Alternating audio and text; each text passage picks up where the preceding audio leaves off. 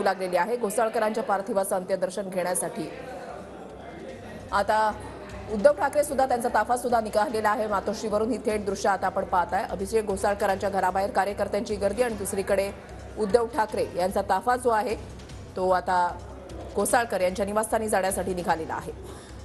उद्धव ठाकरे यांनी आजचे आपले सर्व कार्यक्रम रद्द केलेले आहेत। काल रात्री ही घटना घडली आणि त्याच्यानंतर उद्धव ठाकरे हे आता घोसाळकर यांच्या कुटुंबियांचं सांत्वन करण्यासाठी त्यांच्या निवासस्थानी जात आहेत। अभिषेक घोसाळकर यांच्या घराच्या बाहेर आता कार्यकर्त्यांची गर्दी सुद्धा जमू लागलेली आहे। थोड्याच वेळात अभिषेक घोसाळकर यांच्या पार्थिवावर अंत्यसंस्कार केले जातील आणि अनेक नेते सुद्धा आता घोसाळकरांच्या निवासस्थानी पोहोचलेले आहेत घोसाळकरांच्या कुटुंबियांचं सांत्वन करण्यासाठी। गिरीश गायकवाड आमचे प्रतिनिधी आमच्या सोबत आहेत। गिरीश, अत्यंत शोकाकुल वातावरण आपण पाहतोय, कोणकोणते नेते या ठिकाणी पोहोचलेत? नक्कीच अत्यंत शोकाकुल वातावरण आहे। वृषाली आणि कार्यकर्त्यांची त्यासोबतच पदाधिकाऱ्यांची आणि नातेवाईकांची सुद्धा गर्दी या ठिकाणी वाढत असल्याचे चित्र आपल्याला स्पष्टपणे पाहायला मिळते। या ठिकाणची सगळी दृश्य आपण दाखवतोय।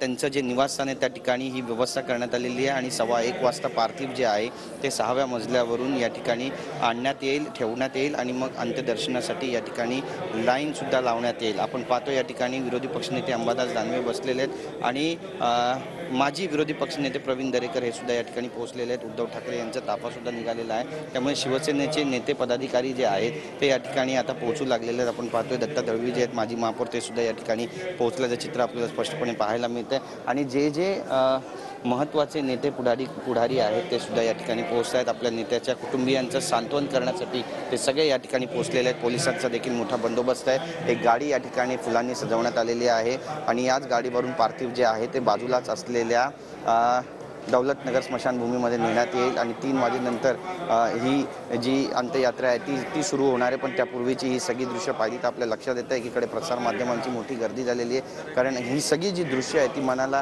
हेलावून टाकणारी आहेत आणि भ्याड हल्ला जो झाला आहे त्याचा देखील कुठे ना कुठेतरी विरोध होतोय आणि त्यामुळे आपण पाहतोय की कशा पद्धतीचं जे वातावरण आहे ते सध्या या ठिकाणी निर्माण झालेलं आहे। अंबादास दानवे या ठिकाणी आपण त्यांच्याशी बोलणार आहोत। सर, तुम्ही या ठिकाणी पोहोचलात, अत्यंत निंदनीय घटना आहे, दुःखद घटना आहे, काय म्हणा? निंदनीयच आहे। गुंडांची हिंमत वाढते या महाराष्ट्रामध्ये, कारण आता राजकारण करू नये हे जरी सत्य असलं तरी गुंडांची हिंमत का वाढते? कारण गुंड राजरोज सत्ताधारी पक्षाचे लोक गोळ्या मारत आहेत। मागच्या वर्षी पण काही लोकांनी अशा आमदारांनीच गोळीबार केलेला। काही होतच नाही, लोकांना वाटतं गोळी मारल्याने काही होतं नाही, गोळी मारणं सहज काम आहे म्हणून गुंडांची हिंमत वाढते या महाराष्ट्रामध्ये। अशी स्थिती झाली, रोज एक गोळीबाराच्या घटना घडतात। आपण बिहारमध्ये अशा घटना ऐकत होतो, आज या महाराष्ट्रात घडतात या घटना। उदय सामंत यांनी पत्रकार परिषदेत